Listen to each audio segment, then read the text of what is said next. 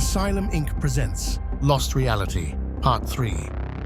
It is sometimes an appropriate response to reality to go insane. Philip K. Dick, Valis.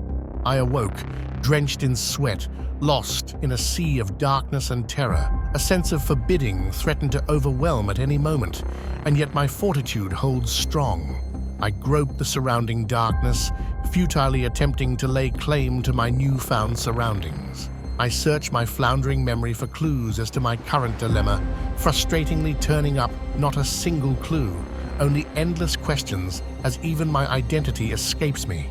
As I stumble ever forward, or have I turned with a little with every hesitant step, gradually I begin to detect differences in the wall of shadow engulfing me. Sounds of the sort you would expect to hear deep underground and magnified, a form of slithering and flopping that immediately caused the hair to stand on end, accompanied the soft, glistening texture of the floor and distant wall. Illumination gently increased from no discernible source, revealing an endless hall covered in unknown carvings, seemingly out of some moist, porous rock. Immediately, the image of reptilian or aquatic skin leapt to mind, as if I had been swallowed whole, and maybe I had.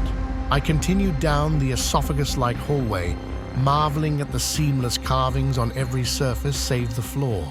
That alone remained untouched, yet still glistening, the same as the walls and ceiling.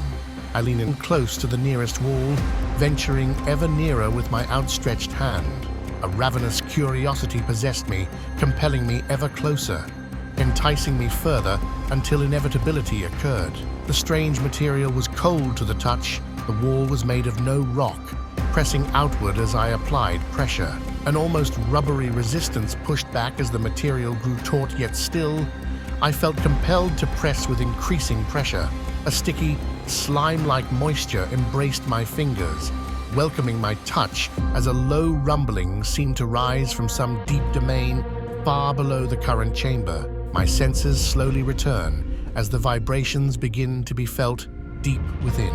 I pull back my hand, seeking immediately release, only to find my hand sealed firmly within the viscous substance. Panic begins to rise as I struggle vehemently against the unrelenting grip.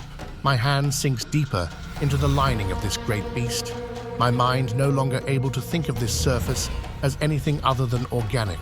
As my arm continues to be consumed, sunk elbow deep into the hungry growth, I come inches away from the carvings I had originally noticed. A writing form, serpentine in nature intertwined, wrapping and weaving in and out other similar forms. Segmented as if a worm's body, the black moisture-covered surface became indistinguishable from organs, no longer the least bit resembling a simple wall. Why had I ever approached so monstrous a thing? What possessed me to reach out to the now apparently pulsating mass of twisted intestinal worms? I scream and struggle, attempting to push off the gelatinous mass with my legs, only to hasten my inevitable consumption. Tears stream down my face as neck-deep, my entire form becomes subsumed. Darkness greets me once more as consciousness gives way to the now blissful oblivion. Had I finally died? Was I already dead? And this torturous existence is my punishment? Madness gripped my mind as no piece of my own private mind remained wholly my own. I slowly opened my eyes as an ocean of relief swept over me when no all-consuming darkness, or worse, greeted my sight. I stood naked and alone on ancient carved stone. Humidity filled the air as sweat began to run down my brow as I slowly raised my eyes. I stood at the entrance of a great hall, the arched ceiling twisted in strange ways, many feet above. Indeed, this hall could house entire structures, or maybe just a family of giants. The pillars uplifting the ancient room twisted as a slow spiral, bending to the left, then the right in a deformed way, creating a dizzying and gravity-defying form. Truly, this massive hall should exist solely as rubble, not as this enduring monument to something bent. Statues made of obsidian lined the halls and decorated the pillars at uneven intervals, their visages of distorted proportions, images of animal-man hybrids married to something ancient and of the deepest sea horrified me, driving me to cry out for mercy to some unknown captor. No two statues were alike, all were horrifying beyond measure. The deeper I traversed this twisted ancient hall, the more warped these silent sentinels became. Any resemblance to man now, all but a distant memory, the obscene, tentacled monstrosities almost betraying an evolutionary descent from humanity to the obscenities lining the hall. Nowhere could I turn my gaze that did not further endanger my frail grasp of sanity, yet onward I pressed, driven by some unknown force proving impossible to resist. I walked for what seemed days, my throat impossibly parched, yet onward I must press. The flesh peeled from my feet, advancing up my calves as my very body gave way to rot. I dared not look down for fear that the tingling, writhing feeling below my skin, being in fact some form of parasite, consuming me from within.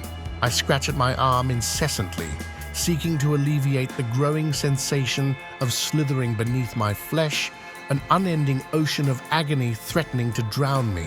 I only stop when a warm, moist fluid rushes over my fingertips, my hand drenched in my own crimson gore. A voice of nightmare gurgling in its own blood, yet with the undertones of dried leaves crush underfoot, spoke, "You have been expected. Come with me before the master."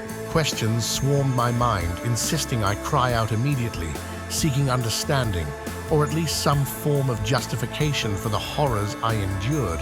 Yet my voice escaped me, a marionette on strings. Each footfall was a motion outside my control. Figures awaited me at the end of the immense chamber behind those ancient doors. Each twisted shape cried out in my mind, "Impossible!" A random limb protruding from a human head, a mass of tentacles extending out the ruptured stomach of a long dead woman. Each and every member of this grotesque horde greeted me with their obscenity, and I felt all the smaller for it. Only at the end of the procession of perverted flesh did I find some small respite, a brief, limited zone for which I could maintain my gaze that didn't immediately threaten to consume me in madness. Sat high upon an ancient throne carved of bone, the king in yellow greeted me, cloaked in a long, tattered yellow robe. A wreath of fire sat above his brow, aflame in a strange greenish glow. The entire room and all within it screamed of decay when cast in the sickly flames. Unable and still unwilling to avert my gaze, I fell upon my knees out of exhaustion. Though given my inability to govern my form up to this point, my prostration may have been one of subservience, as dictated by an unseen force. The godlike king in yellow cackled and clapped his hands in joy. "My boy, your worship is a wonderful sight. It has been a long journey, has it not?" Bewildered, I sat prostrate, mouth agape, as if in wonder as the words fell upon my ears.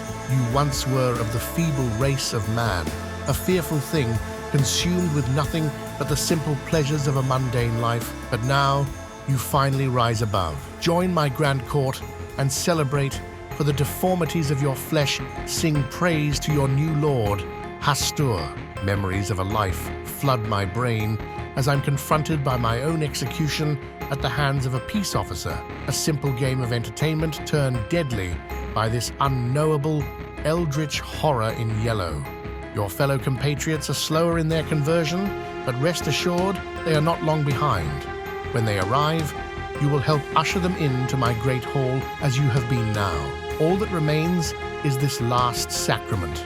Eat of my flesh and be one of us. I immediately stood before the Yellow King, my movements once more no longer my own. So too did Hastur rise, a porcelain mask of a child's visage concealing his true face. As he approached me, a slender hand of rotted flesh reached up to his mask. The fingers grasped the edges of the mask, peeling it slowly away, revealing horror beyond words.